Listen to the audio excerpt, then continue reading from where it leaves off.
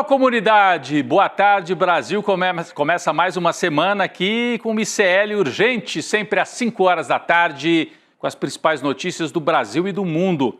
Com a gente na atualização das notícias, na redação do ICL, a Laura Couto. Boa tarde, Laura. Boa tarde, Rodrigo. Boa segunda-feira para você, para todo mundo que está nos assistindo pelos canais do Instituto Conhecimento e Liberta, Eduardo Moreira no YouTube. Para você que está nos ouvindo pela Web Rádio São João em Quixadá e pela Rádio Cultural FM no Rio Grande do Sul. Um abraço para todo mundo que nos acompanha pela rádio, pela internet, no Brasil e no mundo. Boa tarde para a Laura, boa tarde para você que mora nesse país em que um ex-presidente da República precisa ser lembrado que, se não cumprir medidas determinadas pela Justiça, ele vai acabar preso a qualquer momento. Pois é, Alexandre Moraes, o Xandão, teve que esclarecer hoje para o Jair Bolsonaro que o veto para usar as redes sociais, obviamente, inclui as redes sociais de terceiros. Então, se ele dá entrevista, ele está burlando a determinação do Supremo, que é para o Bolsonaro parar de atacar, parar de usar as redes sociais, os meios que ele costuma utilizar, para atacar a justiça e a democracia no Brasil. Já já nós vamos falar sobre isso. Hoje mesmo estava prevista uma entrevista coletiva, o Jair Bolsonaro ia seguir fazendo barulho. Se continuar assim, vai acabar preso antes do fim do julgamento lá no Supremo Tribunal Federal. Já já voltamos a esse tema importantíssimo. Bem, o esforço para unificar governantes da esquerda e da centro-esquerda, especialmente na América Latina. Hoje, o presidente do Brasil participou de uma reunião no Chile, em Santiago do Chile, para discutir os avanços da extrema-direita no mundo. Está aqui a fotografia do evento em Santiago. O evento foi organizado pelo presidente chileno, Gabriel Boric, e contou com a participação, além de Lula e de Boric, de Gustavo Petro, presidente da Colômbia, aí a chegada de Lula, a hora que foi recebido pelo presidente chileno, mas além deles dois, Gustavo Petro, presidente da Colômbia, Yamandu Orsi, novo presidente uruguaio, né, e um discípulo de Pepe Mujica, e o primeiro-ministro, ou como ele é chamado na Espanha, o presidente do Conselho de Ministros da Espanha, Pedro Sánchez. Então, os 5 governantes de esquerda e centro-esquerda. Na véspera desse encontro, aqui nós temos a imagem dos 5 já se aproximando na hora da conversa, da entrevista coletiva, mas na véspera da reunião, eles publicaram um artigo que é uma espécie de manifesto em defesa da democracia. E a Laura Couto tem mais informações sobre esse artigo. Laura. Rodrigo, Lula, o Petro, o Boric Sánchez e o Orsi assinaram um artigo manifesto com o título Democracia Sempre, tratando de temas como democracia, claro, multilateralismo, combate contra as desigualdades e contra a desinformação. No texto, eles alertam para a erosão das instituições, o avanço dos discursos autoritários impulsionados por diferentes setores políticos na democracia.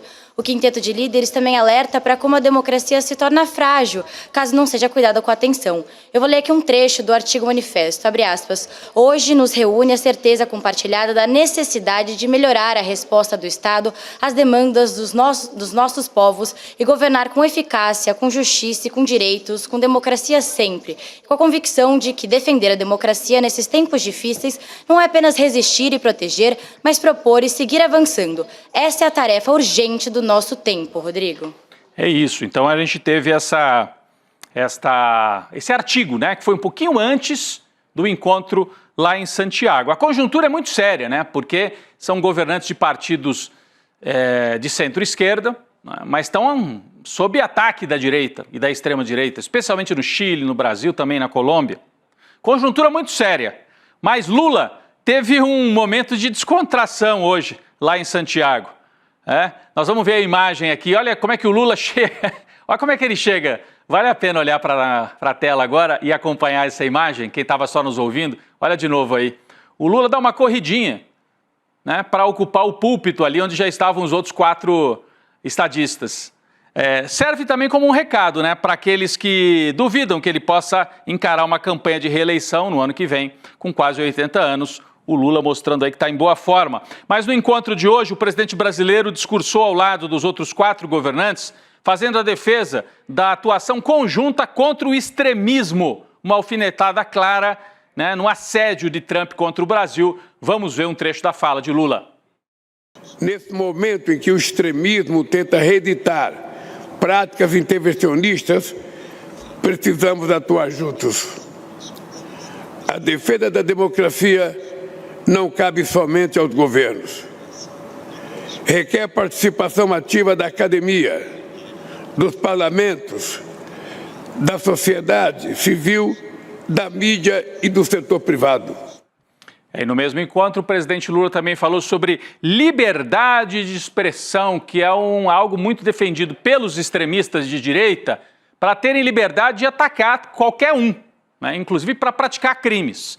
Vamos ver esse trecho também da fala de Lula no Chile. Liberdade de expressão. Não se confunda com autorização para incitar a violência, difundir o ódio, cometer crimes e atacar o Estado democrático de direito. Está aí a fala de Lula, o registro nesse importante encontro que reúne esses estadistas da centro-esquerda, vamos dizer assim, né? Hoje, o ex-presidente Jair Bolsonaro ia participar de uma coletiva na Câmara dos Deputados ao lado da bancada do Partido Liberal, no primeiro dia útil, usando a tornozeleira eletrônica. Mas parece que não rolou a participação de Bolsonaro. Pouco antes da coletiva, saiu uma nova decisão de Alexandre de Moraes, ampliando as restrições das medidas cautelares a que Bolsonaro está submetido. Laura Couto tem mais detalhes sobre essa decisão de agora há pouco do Alexandre de Moraes. Laura. Rodrigo, em um despacho agora à tarde, o Moraes detalhou que a proibição do Bolsonaro referente ao uso das redes sociais inclui também as transmissões ou transcrições de entrevistas em qualquer uma das plataformas digitais. Eu trouxe aqui um trecho da nova decisão do ministro Alexandre de Moraes. Ele diz o seguinte, abre aspas, a medida cautelar de proibição das utilizações das redes sociais diretamente ou por intermédio de terceiros impostas a Jair Messias Bolsonaro inclui, obviamente, as transmissões, retransmissões ou veiculação de áudios, vídeos ou transcrições de entrevistas em qualquer das plataformas das redes sociais de terceiros, não podendo o investigado se valer desses meios para burlar a medida sob pena de imediata revogação e decretação da prisão. Isso pode mudar bastante a estratégia bolsonarista, né, Rodrigo? Pode mudar, Laura, porque se o Bolsonaro resolver confrontar essa decisão do Supremo, está escrito aí, o Alexandre de Moraes botou por escrito, vai preso. Mas pode ser que ele escolha isso, adiantar a prisão para aumentar a mobilização frente a estas manifestações que eles estão convocando para os próximos dias. Só lembrando, né, que o presidente Lula, quando foi preso injustamente lá pela Lava Jato, quis dar entrevista em 2018 e foi proibido, não pôde dar entrevista, não pôde. Só em 2019, depois de muita insistência, recurso para o Supremo aí, liberaram o Lula para dar entrevista. Alexandre de Moraes está dizendo, o Jair Bolsonaro, se quiser falar, tem que ter autorização, não pode sair assim, freestyle, vou sair falando. Ah, estou com a tornozeleira, mas eu falo com quem eu quiser. Não, ele está sob medidas cautelares com um pé já dentro da prisão. Se quiser adiantar a prisão, pode ser que ele siga confrontando o Supremo Tribunal Federal. O Bolsonaro estava, pelo menos agora há pouco, na Câmara dos Deputados e se reuniu com a bancada do Partido Liberal para articular essa mobilização. E durante o encontro ele foi recebido como se fosse o grande líder da extrema-direita. Na verdade ele é, mas foi recebido aos gritos e tal. A gente tem um registro aqui desse momento em que ele é recebido pela bancada do PL. Vamos mostrar aqui? Vamos abrir! Vamos abrir! Vamos abrir!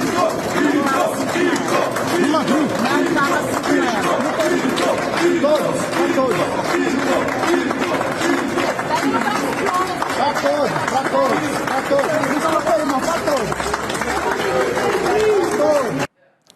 Muito bem. Nós vamos então ao vivo para o Congresso Nacional para conversar com a Heloísa Vilela, que está acompanhando a movimentação da extrema-direita da bancada do PL. Elo, Bolsonaro, então, resolveu não confrontar, não está participando desta coletiva. O que você pode trazer para a gente desse encontro do PL, que a gente mostrou as imagens, o Bolsonaro participou, mas tem essa decisão agora do Alexandre de Moraes, não pode dar entrevista, participar de entrevistas, é isso, né? Não pode, ele resolveu obedecer, acho que ficou com medo da cadeia. Vou sair até da frente para você ver o que está acontecendo aqui, ó. Essa aqui é a entrevista coletiva do PL, essa movimentação toda aqui na Câmara dos Deputados. Eles acabaram de anunciar que vão fazer uma mobilização aí para o dia 3 de agosto em todas as capitais do Brasil e tal. Então, com uma série de decisões aqui, criaram 3 comissões, uma comissão de comunicação entre todos os deputados da oposição, uma comissão de mobilização aqui na Câmara e uma outra comissão de mobilização no país em prol da pauta deles. Qual é a pauta deles? Anistia já e, claro, mudar o fórum do julgamento do Bolsonaro para que ele seja julgado em outro fórum e não no STF. A senadora Damares Alves ainda disse que a pauta no Senado agora é impeachment de Alexandre de Moraes. E vou te falar, Rodrigo, hoje de manhã, quando eu comentei sobre essa reunião aqui, eu falei, eu duvido que eles consigam juntar 40 representantes aqui na Câmara dos Deputados, até porque a Câmara está em recesso. Quantos iam voltar para esse teatro todo aqui? Bom, contei 30 ao todo, 28 deputados e 2 senadores, Damares Alves e a Magno Malta. Então, mas eles têm a firme intenção de ir em frente e tentar mobilizar algum tipo de apoio. Mas o que a gente vê é o tamanho do apoio que a extrema-direita tem hoje aqui, 30 representantes, né, Rodrigo? Então, já foi bem maior. Eu acho que isso aqui, para muito além de uma demonstração de força, é, pelo contrário, uma demonstração de fragilidade, do quanto que essa base de extrema-direita rachou de uma vez. Heloísa, e você conseguiu registrar alguma coisa, a reação deles a essa decisão de hoje do Alexandre de Moraes? Porque eles contavam com a presença do Jair Bolsonaro nesta coletiva, né? Algum deles já se pronunciou sobre isso, quer dizer, eles estão agora subindo o tom, né? Pedindo abertamente, já estavam, mas agora vão iniciar uma campanha pelo impeachment do Alexandre de Moraes. O que eles dizem desta observação de hoje do Alexandre de Moraes de que o Bolsonaro não pode usar as redes nem dando entrevista? Rodrigo, eu vou perguntar para você, pode me dizer, o que eles disseram? Eu aposto que você sabe, não tem nenhuma novidade no discurso. Ditadura e tal, É a ditadura da toga. Isso, é a ditadura da toga, é a censura, isso nunca aconteceu na história desse país. Ele é o grande injustiçado. A gente sabe, como você bem lembrou no começo do programa, que o presidente Lula não pôde se pronunciar na cadeia até passadas as eleições, né? Então, foi isso. Ó, você está vendo, o pessoal está dispersando aqui agora, terminou a coletiva, mas eles repetiram toda aquela história que você já conhece da ditadura da toga, da censura, e agora falando de maneira muito incisiva no impeachment do Alexandre de Moraes. Mas, ó, eu te falo honestamente, não vi nenhuma novidade, não falaram nada que eu já não tenho ouvido 450 vezes. Elô, de manhã você esteve lá no Supremo acompanhando, porque ainda está naquela fase das testemunhas dos núcleos 2, 3 e 4. Tem um fato aqui que a nossa produção, a nossa equipe chamou a atenção. Além dessa questão das testemunhas, se você quiser trazer algum fato que você julgue mais importante, mas o ministro Fux não deu o voto dele até agora, né, Elô? Porque na primeira turma, quando o Alexandre de Moraes tomou aquela decisão das medidas cautelares, rapidamente, Zanin, Flávio Dino e Carmen Lúcia confirmaram e apoiaram a medida, que já não é uma medida do Alexandre de Moraes, é uma medida que tem maioria na primeira turma. Mas o Luiz Fux até agora não deu o voto dele. É verdade que os ministros não são obrigados a votar, ele pode constar como ausente. E é verdade também que ele foi poupado nessas medidas adotadas lá pelo Trump. Então, como é que você vê isso? No Supremo se falou hoje sobre isso, o Fux vai tentar permanecer nesse grupo daqueles que são poupados pelo Trump, ficar do lado dos bolsonaristas, é isso? Olha, eu não vou arriscar um palpite, porque está todo mundo no Supremo esperando essa decisão, que pode vir até 1 minuto antes da meia-noite. Ele tem prazo até 1 minuto antes da meia-noite, então ele ainda pode votar. E está todo mundo entrando no plenário virtual cada 30 segundos para ver se o voto dele já entrou, para pelo menos saber se ele vai acompanhar o relator ou se ele vai divergir. Então ainda tem prazo, não dá para dizer, mas pode ser que ele queira permanecer no lado favorável aí do Donald Trump, né? Não sei, é difícil, sabe, Rodrigo, porque é toda a primeira turma, vai ser bem complicado ele não votar ou votar divergindo né, dos outros ministros. Mas a gente vai ter que esperar para ver. Agora, hoje lá no STF, agora de tarde, 2 horas da tarde, teve o depoimento do delegado Shore, é o delegado que assinou o indiciamento do Bolsonaro, tanto no caso das joias, como da carteirinha de vacina, como na tentativa de golpe. E ele foi chamado por advogado, que é, na verdade, um ativista de extrema-direita, que queria tentar intimidá-lo, dizer que ele forjou aquela ida do Felipe Martins para os Estados Unidos, que na verdade nunca aconteceu, alguém colocou aquele dado no computador da imigração dos Estados Unidos, é uma história que até hoje não está muito bem contada, mas eles ficam tentando jogar isso, a extrema-direita fica tentando jogar isso no colo da Polícia Federal.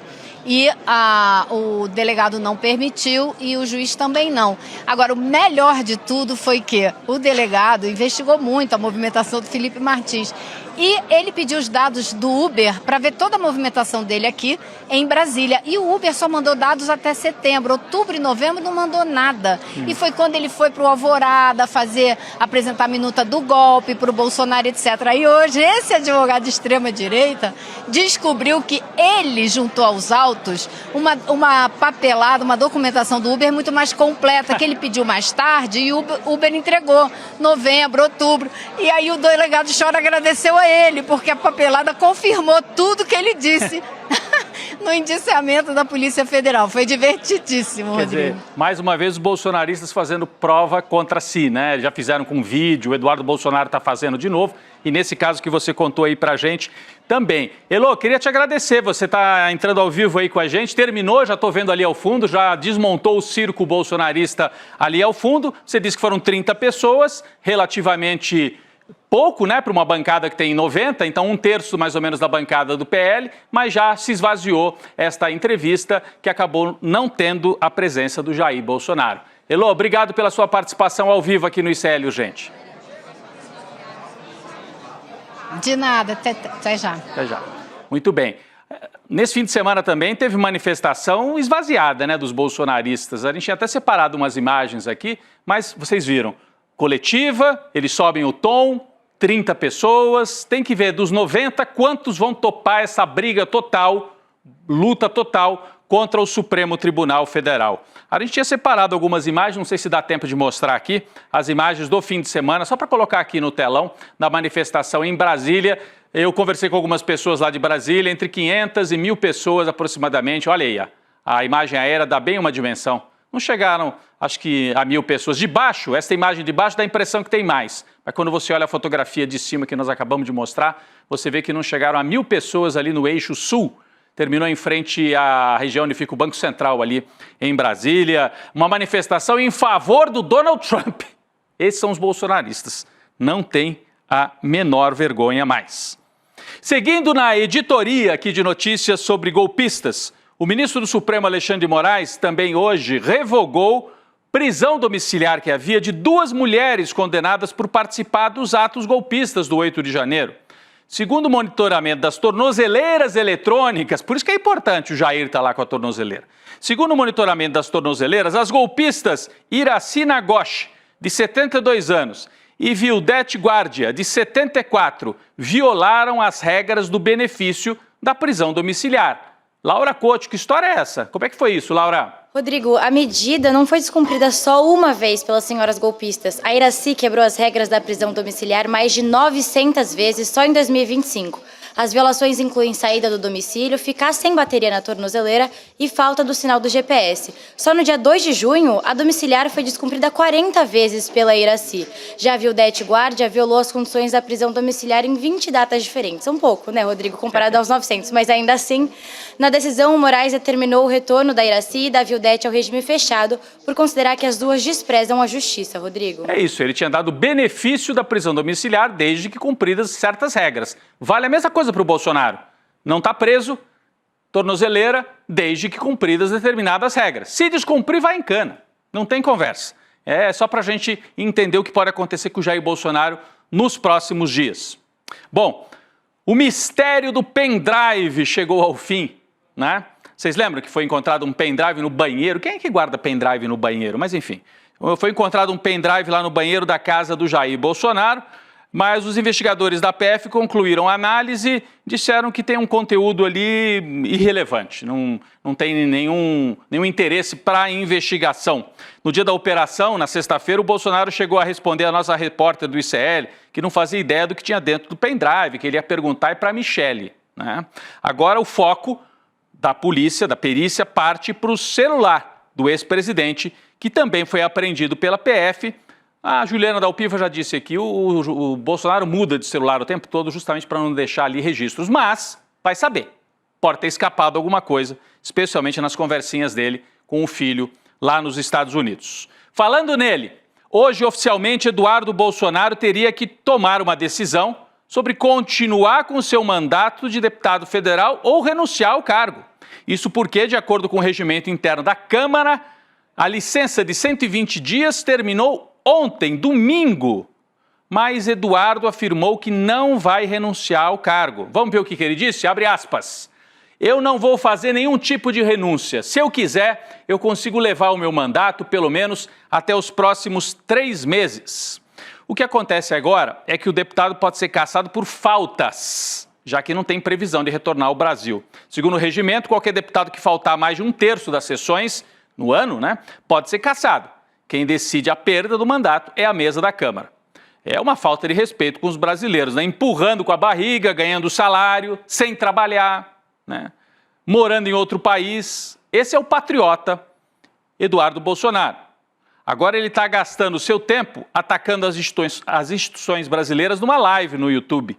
No fim de semana, diz que fará de tudo para tirar Alexandre de Moraes do STF. Reiterou esta ameaça. Laura Couto. Rodrigo, essa live do deputado federal autoexilado, né, o Eduardo Bolsonaro, aconteceu no domingo. Entre outros ataques, o Eduardo reforçou que seu objetivo principal agora é tirar Alexandre de Moraes da corte, né, do Supremo Tribunal Federal. Eu trouxe aqui um trecho do que ele disse, abre aspas, toda hora a gente tem que expor o nível da várzea que é Moraes com a caneta do STF. O ideal seria ele fora do STF. Trabalharei para isso também. Tá, Moraes? Quando a gente fala que o visto foi só o começo, é porque o nosso objetivo será te tirar da corte. Você não é digno de estar no topo do Poder Judiciário. E eu estou disposto a me sacrificar para levar essa ação adiante. Coitado, Rodrigo, eu quase fiquei com dó, mas só quase. O Eduardo Bolsonaro, nessa live, também fez ameaças à Polícia Federal. E o diretor-geral da PF, o Andrei Rodrigues, ele reagiu, afirmando que recebeu com indignação a covarde tentativa de intimidação, mas que nenhum investigado vai intimidar a Polícia Federal. Além disso, o Andrei Rodrigues, o diretor da PF, disse que a fala do Eduardo Bolsonaro vai ser incluída no processo contra o deputado. Rodrigo. É isso, Laura. Fez prova contra ele mesmo de novo. Acabou de contar a Heloísa Vilela como é que o advogado aí ajudou a fazer prova contra o cliente dele, o advogado do Felipe Martins, porque colocou ali registros do Uber, né?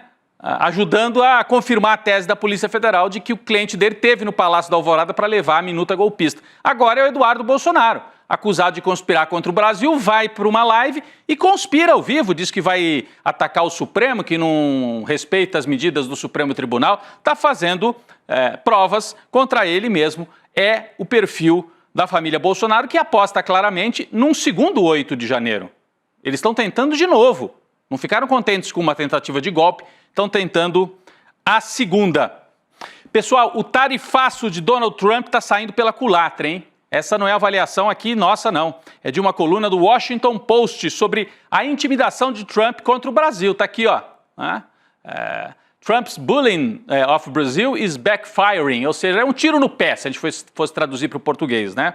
O artigo afirma que os diplomatas norte-americanos veem a decisão de Trump como um tiro no pé, principalmente em relação ao lema de país da democracia, né? Um oficial do Departamento de Estado disse para a coluna do Washington Post que é difícil conceber uma ação que o governo Trump poderia tomar na relação com o Brasil que fosse mais prejudicial à credibilidade dos próprios Estados Unidos da América na promoção da democracia, né? Sancionando uma Suprema Corte de um outro país por não gostar das opiniões judiciais ou das decisões judiciais da Suprema Corte brasileira. O artigo ainda ressaltou o protagonismo de Lula ao bater de frente contra o Washington e da campanha Brasil é dos brasileiros. A coluna do Washington Post comentou também que Moraes parece inabalável diante dos ataques e das sanções prometidas por Donald Trump, né? Falando em economia, importante, pessoal, o ministro da Fazenda, Fernando Haddad, deu uma entrevista exclusiva para Eduardo Moreira aqui no ICL, falando sobre a estratégia do governo na tentativa de cobrar mais impostos dos super ricos. Esse e outros temas na entrevista exclusiva de Fernando Haddad para Eduardo Moreira, que vai ao ar hoje, às 7 horas da noite, logo depois do N2. Não perca a entrevista feita aqui pelo Edu para o ICL. Noticiário internacional. Mais um dia de guerra pesada no leste europeu. Olha, durante a madrugada desta segunda-feira, a Rússia lançou um forte ataque contra a Ucrânia, atingindo a capital, Kiev. O Kremlin utilizou mísseis balísticos e também drones. Imagens postadas nas redes sociais mostram uma estação de metrô em Kiev que amanheceu sob uma nuvem de poeira devido às explosões. A gente tem as imagens, olha aí, os passageiros na plataforma de metrô, quem estiver nos acompanhando aqui só por áudio, olha, essa imagem é forte, porque eu que uso muito metrô aqui de São Paulo, você fica imaginando, você está ali no subterrâneo e de repente sai e a estação está tomada por fumaça, foi atacada, né? Aquelas primeiras imagens eram as mais fortes, aqui depois foi a destruição que ficou, o susto aí de quem estava, inclusive, buscando o subterrâneo, o metrô, por ser uma área mais protegida durante os ataques aéreos. Então, é um momento bastante sério da guerra Rússia contra a Ucrânia. Está feito o registro aqui desse ataque lá na capital, hein? É a capital ucraniana, Kiev. Serviço aqui no ICL urgente, atenção, hein? Devolução dos descontos indevidos no INSS. Essa devolução começa a ser feita na próxima quinta-feira, 24 de julho. Atenção você que tem pai, mãe, irmão, avô, parente, alguém que você conhece, vizinho, que teve esse desconto e precisa ter o dinheiro de volta. Começa a devolução na quinta-feira, então presta atenção na conta, ajuda o seu conhecido, seu pai, seu avô, seu tio, quem quer que seja, né, sua tia. A medida vale para quem tiver aderido a até esta segunda-feira, hoje, ao acordo proposto pelo governo federal. Segundo o INSS, cerca de 600 mil aposentados e pensionistas já aderiram ao acordo para receber o dinheiro de volta. O prazo vai até 14 de novembro e o reembolso será feito na conta em que o benefício é pago por ordem de adesão. Quem aderir primeiro, receberá primeiro. Se você ainda não viu isso, ajude a pessoa conhecida, aposentada, a aderir para receber de volta os valores indevidos. Pessoal, essa semana entramos em contagem regressiva, hein? Contagem regressiva para uma revolução aqui no ICL. O ICL Eterno, este domingo, com Eduardo Moreira, 8 horas da noite. Como é que você participa? iclurgente.com.br. Digita iclurgente.com.br ou vem aqui, ó, põe o QR Code que está aqui na tela, né? E aí abre um campo, você põe o seu e-mail e com esse e-mail a equipe do ICL vai te avisar no domingo. Ó, é hoje. Mas o que é ICL Eterno? É um conjunto de medidas, um conjunto de ações na educação, no entretenimento e também no jornalismo. O tripé aí do ICL. E uma nova forma de adesão para você ajudar a manter esse projeto do ICL cada vez mais forte. Por isso o nome, ICL Eterno. Você vai entender no domingo. Eu faço o convite, digita, por favor, iclurgente.com.br, você se inscreve e no domingo você fica sabendo de tudo. Obrigado mais uma vez, Laura, pela participação aqui ao vivo no ICL Urgente. A gente volta amanhã. Obrigada, Rodrigo. Até amanhã. Tchau, tchau. Até amanhã, daqui a pouquinho, Gabi Varela e Chico Sá aqui no N2. Obrigado, gente.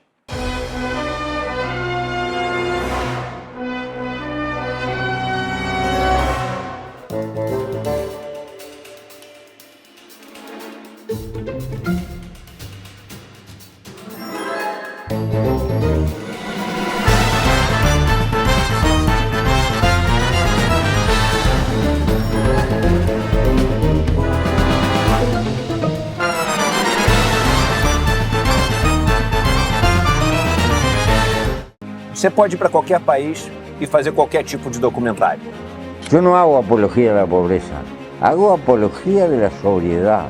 Agora, eu disse, vem, eu desafiei, vem aqui, para ver se eu tenho renda ou não.